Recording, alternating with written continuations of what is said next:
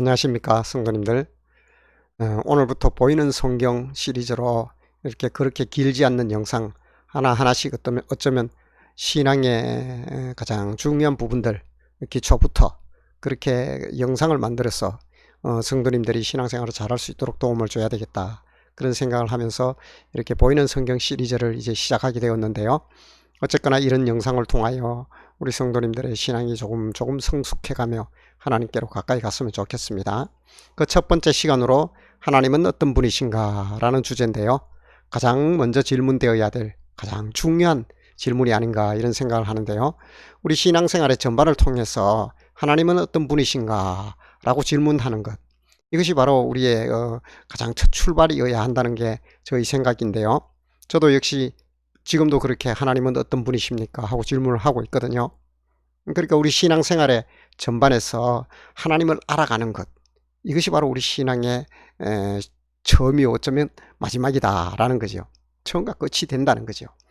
그래서 하나님은 어떤 분이십니까 라고 질문을 하는 신앙적 여러 형태를 통하여, 때론 여러분들 기도를 통하여, 시련을 통하여, 성경을 통하여, 예배를 통하여, 여러 가지 어떤 채널을 통하여 하나님이 어떤 분이신가 조금씩 쌓여가겠지요. 그것이 바로 신앙의 성숙이고, 성경에서도 그러잖아요. 그리스도의 장성한 분량까지 자라가라. 이것이 바로 하나님을 알아가는 과정이다 라는 겁니다. 이 과정에서요, 모세를 빼놓을 수가 없는데요. 모세는 우리가 알듯이 그 하나님을 만난 아주 극적이고 드라마틱한 어떤 사건이 있는데요. 호렙산 밑에서 80세 이 노인이 떨기나무 불꽃 가운데서 하나님을 만나게 되죠. 그때 이제 거룩하신 하나님을 배울 수 없어서 저렇게 손으로 가렸다라고 하는데요. 그리고 내 선 곳은 거룩한 곳이니 발에서 신을 벗으라. 그래서 신도 벗어놓았네요. 지팡이도 내려놓고. 야, 이 참 모세는요, 나이가 80세인데 하나님과 이렇게 처음 만남에서 아마 그 많은 어떤 그 생각이 교차했을 겁니다. 첫 번째, 이제 그가 어떤 생각이 교차했을까요? 그것은 바로 제가 볼 때는요, 하나님이 누굽니까? 나는 하나님 잘 모르는데 왜 나를 보냅니까? 라는 것이 가장 첫 번째 어떤 의문이 아니었겠나요? 그래서 모세가 이렇게 하나님께 질문을 하잖아요. 모세가 하나님께 아뢰되 내가 이스라엘 자손에게 가서 이르기를 너희의 조상의 하나님이 나를 너희에게 보내셨다 하면, 그들이 내게 묻기를 아니 너를 보낸 그의 이름이 뭐냐 라고 물을 거 아닙니까? 모세가 이름을 가르쳐 달라는 거예요. 그러면 내가 무엇이라고 그들에게 말해야 됩니까? 하나님인데 하나님이 나를 보냈다는데 하나님이 누구지 그들에게 어떻게 설명하겠느냐는 거예요. 사실 모세의 말이 맞습니다. 왜냐하면 4대 5대까지 지금 400년간 종살이를 하고 있잖아요. 어쩌면 그들이 하나님의 희미한 신앙이 이렇게 전성돼 왔다 하지만은 그 히브리 공동체에서 하나님에 대해서 잘 몰라요. 사실 모세도 잘 모르고. 그래서 하나님 누굽니까? 이름이 뭐냐고 이렇게 물어요. 너무너무 그러나 이 중요한 질문이에요. 하나님의 이름이 무엇이냐? 바로 오늘 이렇게 하나님은 어떤 분이십니까? 라는 어떤 키가 되는 단어이기도 한데요. 하나님의 이름, 그에 대해서 하나님이 뭐라고 응답하시는지 한번 볼게요. 하나님이 모세에게 이르시되 나는 스스로 있는 자이다 라고 합니다. 하나님은 스스로 있다는 거예요. 이름을 묻는데 이름을 대답할 수가 없어요. 그리고 너는 이스라엘 자손에게 이같이 이르기를 스스로 있는 자가 나를 너희에게 보내셨다 하라. 이름을 가르쳐 달라는데 하나님은 스스로 있는 자라고 말합니다. 자, 여기서 하나님이 이름을 말했다면 어떻게 될까요?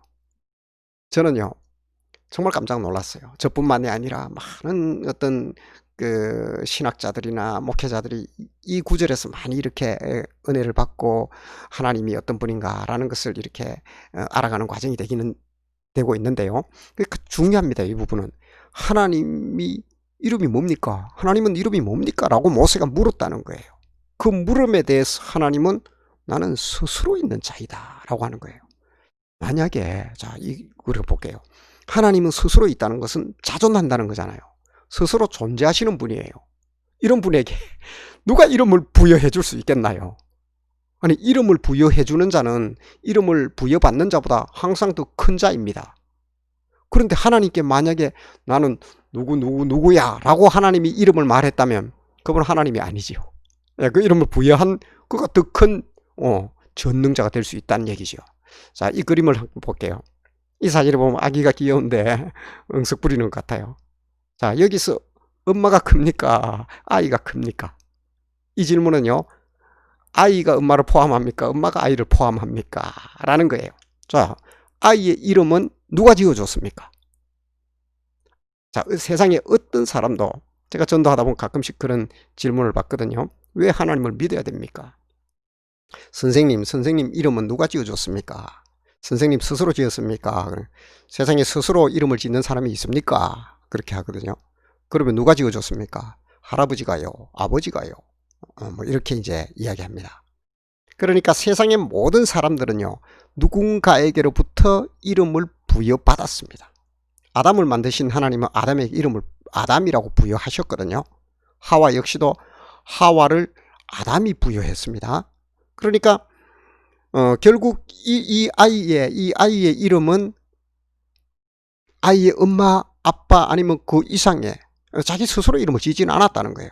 그래서 우리는 자존할 수 있는 존재가 아닙니다. 스스로 존재할 수 있는 존재도 아니고요. 이름 하나만 보아도 우리는 이름을 부여받는 존재라는 거예요. 우리에게 이름을 부여하는, 저 같은 경우는 제 부친이 아버지께서 저에게 이름을 지어줬거든요. 저 스스로 이름 짓지는 않았습니다. 태어나면서 자기 이름을 지은 자는 없다는 거예요. 불가능하지요. 그래서 하나님은 스스로 있는 자이고 이름을 부여받는 존재가 아니었어요. 그래서 영어로는 I am who I am이라고 하는데, 다른 말로 하면 나는 나일 것이라는 거예요. 그것은 네가 나라는 것을 점점 알아가는 과정이 너에게 중요하지, 내 이름을 누굽니까? 라고 너의 어떤 그 사고적 구조 속에서 나를 포함하지 말아라는 거예요. 그래서요, 여기도 보세요. 어머니가 아이의 손을 잡고 있어요. 누가 손이 더 큽니까? 당연히 엄마 손이 더 크지요. 자, 여기에서 아기는 부모에게 의존되어 있다는 거예요. 한번 보세요. 아이가 부모에게, 어머니에게 의존된 존재. 자, 하나님은요, 홀로 스스로 스스로 존재하시는 분이시지, 우리의 개념과 우리의 어떤 사고와 의식 구조 속에서 누구에게 종속되어서 그분의 이름이 뭡니까? 하나님 이름이 뭡니까? 라고 모세처럼 묻는 게 이게 성립이 되지 않는다는 거예요. 하나님은 이런 종속적 관계에 있는 분이 아니라는 거예요. 우리가 알고 있는 의식 구조처럼 누구의 아들, 누구의 누구, 이런 것이 아니라는 거예요. 하나님은 자존하시고 스스로 계시는 분이라는 거예요. 그래서 우리는 모두 이렇게 의존되어 있지만 하나님은 누군가에게 의존되어 있지 않는 스스로 홀로 존재하시는 분이라는 사실입니다. 이것을 우리가 먼저 고백을 해야 돼요. 그래야 우리 신앙이 이렇게 하나님께로 정직하고 올곧게 나갈 수 있습니다. 여기에서 하나님의 이름이 그런데 있잖아요 라고 이렇게 생각할 수 있습니다. 여기서 보면 요드해 바브해, 오른쪽부터 읽습니다. 이 히브리어로 하는 하나님의 이름이라고 이렇게 말하고 있는데요. 볼게요.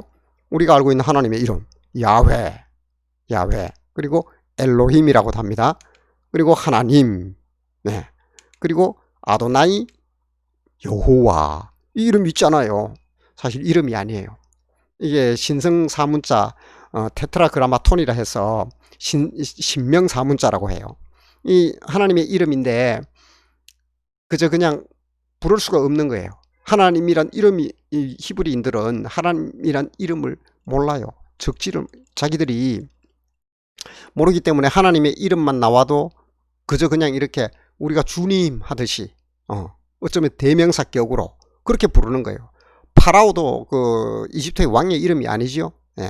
파라오라는 그런 어떤 대명사격 이름으로 부르는 거예요.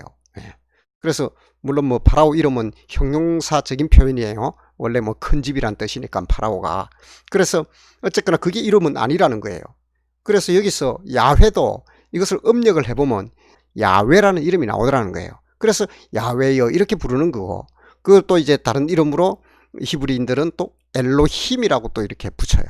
음력을 해보면 이렇게 저렇게 나온다는 거예요. 그리고 우리가 하나님은 우리가 지금 부르고 있죠. 상제격, 가장 큰 신은 누구냐 했을 때 선교사들이 보았을 때 우리가 하늘님을 이렇게 부르는데 우리가 인식하고 있는 것은 상제예요. 상제. 가장 높으신 왕이라는 거지요. 그래서 하나님이라고 우리는 부르고 있고 아도나이는 주님이지요. 네, 주님이라고 이렇게 부르고 있고 여호와는 영어식 음력을 해보니까 여호와가 되는 거예요. 그래서 하나님의 이름이 있는 게 아닙니다. 그래서 우리가 신앙생활을 하면서 가장 먼저 우리가 기억해야 될 것은 하나님은 자존하시는 분이고 전능하신 분이고 어디에 종속되어 있는 분이 아니라는 거예요. 그래서 우리가 하나님의 이름을 망령되이 일컫지 말아라 할 때 그것은 바로 우리의 생각과 구조 속에서 하나님을 그렇게 가볍게 생각하고 또 우리의 생각 속에서 하나님을 이러이러해야 된다라는 것으로 고정시키지 말라는 거예요. 그래서 신앙생활 전반은 하나님을 알아가는 과정이다. 여기서 질문되어야 될 것은 바로 이금지요. 하나님은 어떤 분이신가? 하나님은 스스로 계시는 분이시다. 그러니까 우리가 믿는 거예요. 자존나신 분이고 그래서 유일하신 하나님이신 거예요. 저는 우리 성도님들이 정말 신앙의 첫걸음이 유일하신 여호와, 정말 누구에게 이름을 부여받는 존재가 아니라는 것. 여기에 하나님의 지위를 두고 신앙의 시작을 하시고 끝까지 그 길을 가야 된다는 것. 이것을 제가 오늘 강조하고 싶은 부분이에요. 그래서 하나님은 전능하시고 자존하신 분이시다. 이분이 나의 하나님이다. 이런 고백 속에서 늘 하나님은 어떤 분이신가 하는 신앙적 질문을 부지런히 던지시고 그에 맞는 답을 주시는 하나님과 만나는 귀한 복이 우리 성도님들에게 임하기를 주님의 이름으로 축복합니다.